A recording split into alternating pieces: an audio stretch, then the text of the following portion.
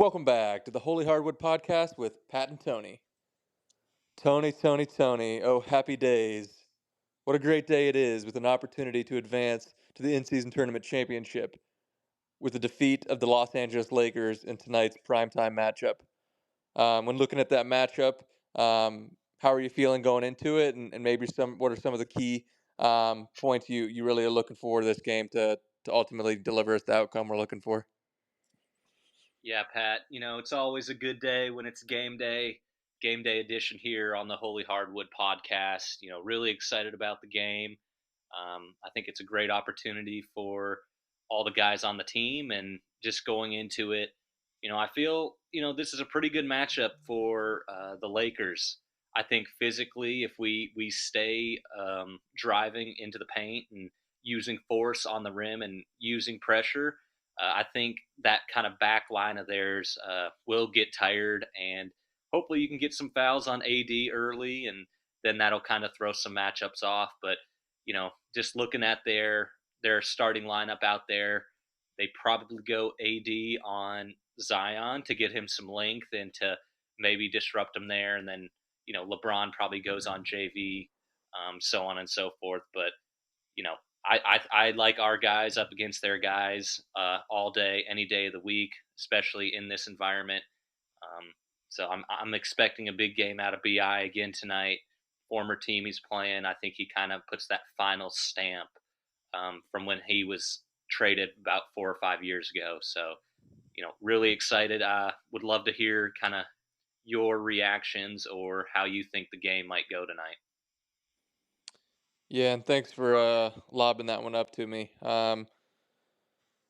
Certainly excited, right? A lot of very important things that can be taken out of this game, and certainly when looking to a matchup like this against a team like the Lakers, right? A historic franchise, a team with a long extended history of being successful in this league and contending for championships, albeit not an in-season tournament, but certainly a team that has a history of playing in big games and coming out on top more times than not. But this matchup to me is a battle of styles, right? It's two teams that are gonna play two pretty drastically different styles, in my opinion.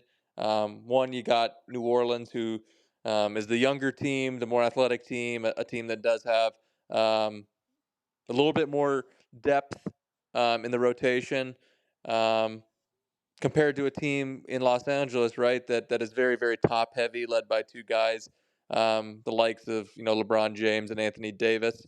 Um, but then at that point, they do have a pretty significant drop off, right, when looking at their rotation guys. But guys that certainly can make you pay if you give them too many opportunities and lack focus and discipline while you're playing out there. Um, I certainly would like to piggyback off the sentiment that you had pointed out about being aggressive, playing inside the paint, putting a lot of pressure on the rim.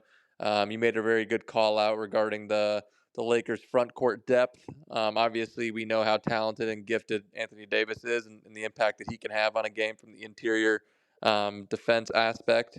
Um, but outside of him, right, they don't have a lot of size and a lot of length and a lot of experience, especially when looking at a guy like Jackson Hayes coming off their bench, right? That's a young guy that the PELS fans have a lot of history and knowledge on. So it certainly would be advantageous for New Orleans if they do come out and do try to put a lot of pressure on the rim, really focus on getting into the paint and playing off 2 feet and putting a lot of pressure on AD and LeBron himself, who we both think will be slotted against JV, right? That's a lot of pressure and a lot of responsibility for those two guys to hold up over 48 minutes. So I think that's certainly one thing to look out for from the Pels side of things. In terms of the Lakers, right? It's pretty similar to what we've seen from a LeBron James led team in recent history, right? He's going to want to run the show, dictate the pace, dictate the tempo, the playing style, right? He's going to want to drive home the focal point on that and be the decision maker for his team.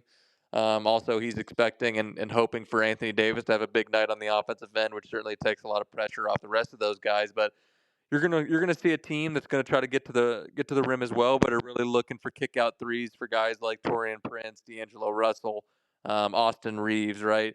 Um, but as a whole, right, they certainly don't want to get out into a very high scoring game, play in the open floor. I think that would be suited more for a team like the Pelicans with their length and youth and athleticism.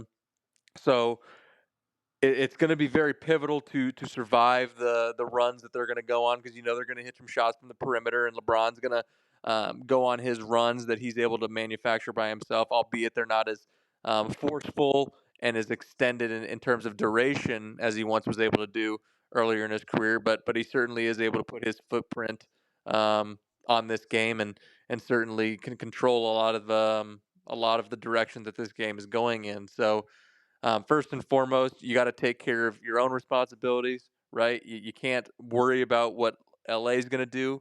The Pelicans have got to come out and play their style of basketball. They need to play as a group. The big three's got to pick their spots and take efficient shots from the field and really make Los Angeles guard them. Um, I think when looking at this Laker team, I think they're a team that's going to guard you hard for the first 10 to 12 seconds of the shot clock. But I think at that point, if you make them work and you make them rotate and you make them guard when you're putting on the floor, I think that's going to lead to pretty much any shot you want.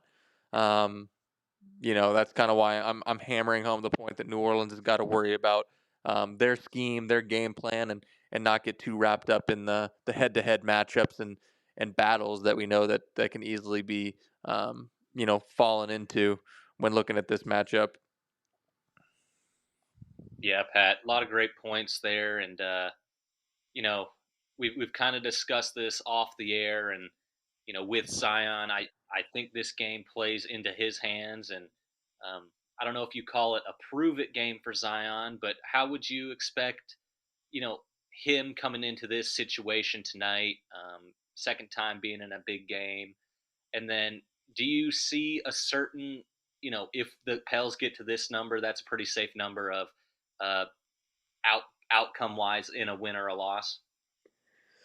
Yeah, first, when looking at Zion, I think Zion's gonna take a lot of what he learned from that Sacramento game, right? One of his first experiences being in a big game like that.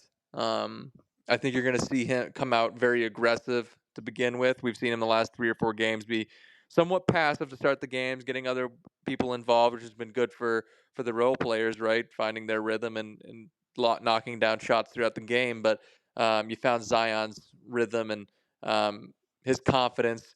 Um, Waver a little bit, right, as he wasn't getting a lot of early buckets and a lot of early touches. So I think not only one is that going to be his focal point to get himself in a good rhythm, but I think it's also going to be a focal point of New Orleans, right? I think they know the importance of having an engaged Zion, a Zion that's playing with a lot of rhythm. Um, and that version of Zion is one that puts an extraordinary amount of pressure on that Lakers defense. So I personally see this as a game that I think Zion is going to come out and have a big night. I think we're going to ride him early, um, put a lot of pressure on that rim. Even in shots that he doesn't finish. Um, knowing the defensive scheme the Lakers are going to play, any shot that he can get, within 6 feet of the basket and get that ball on the backboard and the rim is a good possession for us, because you love JV on the other side with an undersized LeBron trying to keep him off the glass. So certainly a big opportunity for our front line to impose their will early.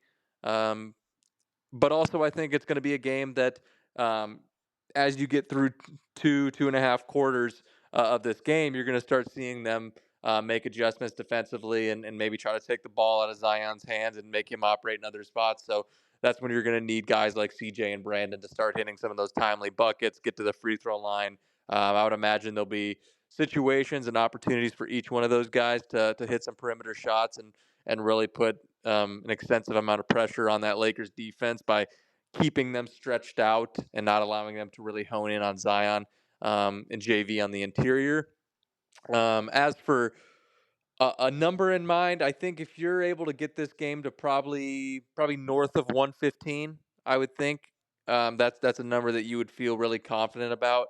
Um, you obviously know that a guy like LeBron and AD, not considering what their efficiency is, but you know that they're probably going to account for 50 to 60 points in a game like tonight. Um, which is fair, right? Two high caliber players like that. I would expect our big two of Brandon and Zion to be somewhere around that 55 to 60 points if we want to come out with a win. But I certainly feel like our team has a lot easier time identifying and locating 60 additional points to get us to 115, 120 as does the Lakers, right? Unless you have a guy like Austin Reeves or D'Angelo Russell that is very spurty, right? He's very hot and cold from the perimeter, but if he does have it going, that's a guy that can put up 20, 25 points. So I think that needs to be a big area of concern and focus is not letting those other guys get off too early and letting them build up a lot of confidence and rhythm. Um, if you're able to do that, like I said, I think if you're around that 115 mark, I think you start to feel really comfortable because um, if you get that production from Zion and Brandon, it shouldn't be very hard for the Pels to be able to find another 50, 60 points among the rest of their high level scorers. Yeah, I'm kind of in the same boat as you. I'd say even 110, 115. I think that definitely gets you the win if you're in the 115, 120 range. But even 110, you see, like, just by saying AD and Braun go for that 30 each, and Austin Reeves or D'Angelo Russell having to go for that 20 to 25. After those, four guys, there's not a lot of scoring that really happens on that team. Prince might throw in a few here, Reddish, same thing, and then really their bench after Reeves, like you got Jackson Hayes, Max Christie, and maybe one other guy. Like if you're doing anything that we know capable of, like defensive wise, that 110 number somewhat becomes that magic spot in my eyes. Yeah. Um, but you just never know how a game's going to go and how up pace it is. But even maybe it's a lower scoring game where if you can get to 100 or 105 and you're really efficient at the free throw line and getting stops late and not turning the ball over, maybe that's what gets you the win too. But um, definitely agree with the point that we have a lot more guys that you can go and find that additional 40 to 60 points Yeah. here or there, depending on if you're making shots and getting to the line. Yeah, fair points. I mean, I think the really at the end of the day, really what you're asking out of Zion and Brandon is to match whatever performance AD and LeBron are have to have, whether that's 40, 50, 60, whatever it is, right? As long as those two guys can match that level of production to pretty much offset that, then you look to the rest of your team knowing that you have a lot deeper team with a lot more ability to really score in a high volume, right? When looking at guys like JV, CJ, and even a guy like Trey Murphy, right? Those guys all are able to, on a given night, find you 15 to 20 points a night. So I think that's the big thing. If you see them come in close to that pair from LA, then I think you certainly feel really comfortable. Yeah, I mean that's the main thing is as long as you can cancel that out. CJ's been in these big moments. Trey and Herb in their young careers, they're all about it. Even Jose and Najee off the bench, they've just got that edge. And I love the point that you were saying that yeah, the Lakers might be able to guard you for 10 to 12 seconds and all of that. And after that point, it gets significantly tougher for them, because we can create matchups and other things, but, we don't want to take away our aggressiveness to say if we get a defensive stop to run, because running does the same exact thing. This is an older team. They will get tired. So if you can get those fast break points up, beat them in the paint, like we've been saying. And then, when it comes down to it late in the game, if that last 5 minutes is when you need to do that. Hopefully, you've done your work already where you've, kind of ran them up and down that floor for 3.5 quarters. And, maybe that's the difference there where you get an extra shot or, extra rebound late in these games. Yeah, exactly.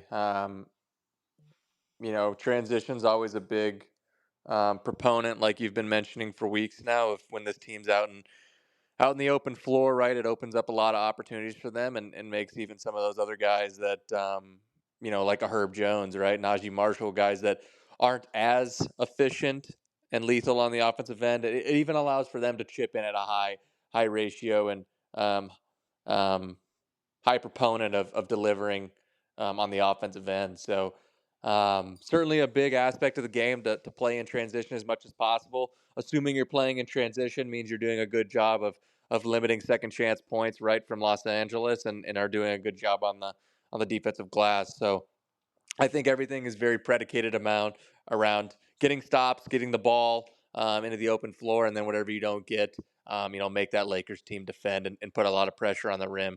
Um, a lot of confidence that our team can get any shot they pretty much want in the later stages of that shot clock. Just got to be patient enough and play with an edge and desire to get into your sets and get to your spots and run your stuff. Yeah, and I think there's one word that particularly I think of in this game, especially from start to finish, is there needs to be trust out there. And that kind of goes with this whole scheme. If Brandon and Zion and CJ have trust in these other guys and, they hit a couple shots early or get a couple stops, that's only going to be better and make the Lakers work even harder in that last stretch of the fourth quarter, like we're saying. Because at this point, if a Trey Murphy's hit a couple threes or Herb's, been driving and hitting some stuff here or there, like they're not going to be able to help off those guys as much as they would if they're not, got it going. So hopefully that, our main guys can give trust in those other dudes. And, at the end of the day, if those guys get us there to the 5 minute mark, you got to put the ball in our two guys' hands and you live with the results at that point. And, for better, for worse, if they can get it done, awesome. If they can't, it's been a great experience. Hopefully that they've built over here and the trust that they're building as a team. So all exciting stuff tonight. And, just can't wait to see this matchup and how they perform here. Yep, I totally agree. Awesome opportunity to continue growing as a team and really leapfrog yourself into the back half of this, December and early January calendar. And I know we've got a favorable schedule coming out of this, so it'd be great to certainly advance tonight, get a chance to play in that title game on Saturday, and then really hit the ground running to make a strong push to the All Star break. So certainly very excited for this. Number of things I'll be looking for in terms of setting the tone early. But hopeful our guys can find a way to pull together and play the right way and keeping this thing moving. No doubt about it, Pat. The lights are bright tonight. I like a handful of our guys in these types of moments. I kind of think, us talking, they've been kind of written off just due to injuries and stuff over the past couple years, but super talented team. It in the spotlight tonight against LeBron James. I don't see, any better way or, way to write this story for this team. So excited about that. And, let's go Pels. Yes, sir. Looking forward to it.